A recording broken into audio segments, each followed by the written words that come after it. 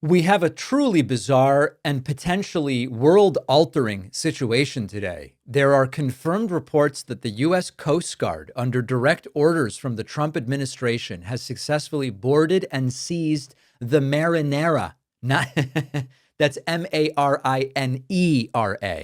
a now a recently Russian-flagged oil tanker. Now, on the surface, this looks like this kind of high seas brinkmanship that can lead to World War III.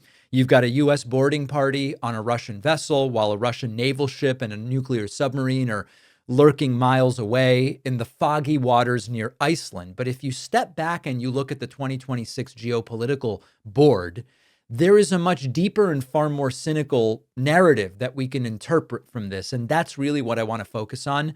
The standard analysis is that the relationship between Trump and Putin is hitting a breaking point. It's souring. Trump is in his first year of his second term.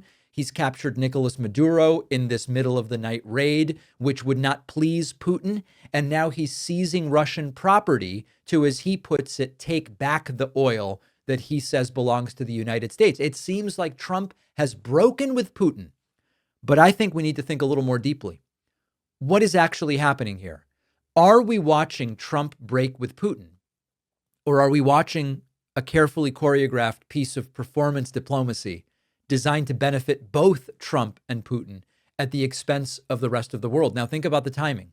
We're heading into the 2026 midterms. The Putin's puppet narrative has been this kind of thorn in Trump's side, really for a decade now.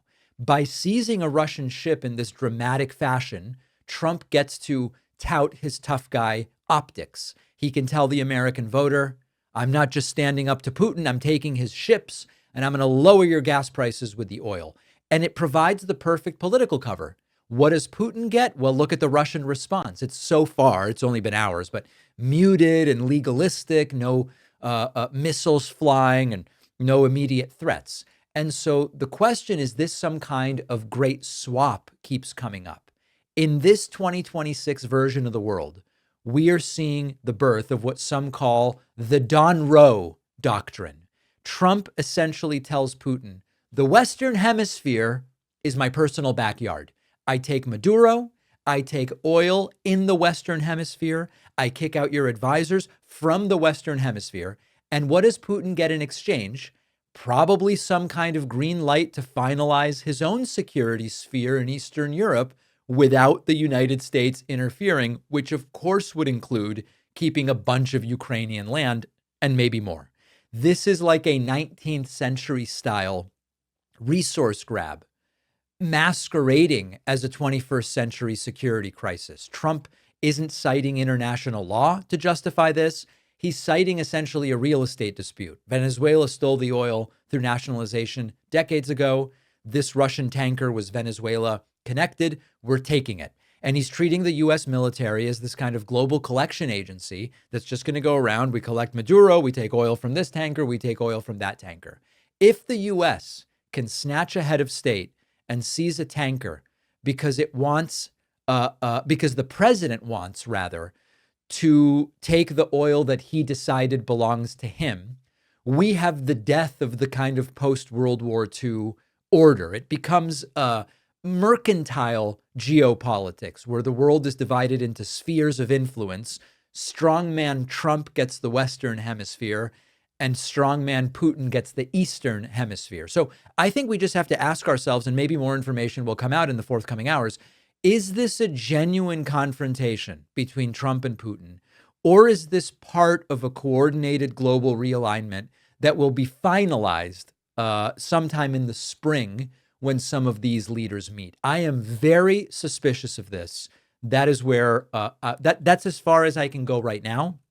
My guess is that the next 24 hours are going to give us a lot more information. There is no perfect moment to start taking your health seriously. Waiting for the right time usually means you just never do anything. And our sponsor, AG1, is just a really practical place to begin. A lot of times, sustainable health isn't so much about perfection, it's about consistency. And what AG1 does is it just really simplifies things. It's one scoop a day. You get multivitamins, pre and probiotics, some superfoods, some antioxidants. You don't have to juggle a complicated routine. AG1 is the opposite of complexity. It takes 20 seconds, one scoop, 8 ounces of water, done. I drink it in the morning before my world famous cappuccino, and it's just an easy habit. That's what I love about it. AG1's new next gen formula has more vitamins and minerals than ever, and it comes in a number of flavors: original, citrus, berry, tropical. My favorite is berry. AG1 has over 50,000 verified 5-star reviews and a 90-day money-back guarantee. And for a limited time, you'll get a free AG1 duffel bag and free AG1 welcome kit with your first subscription order. Go to drinkag1.com/Pakman. The link is in the description.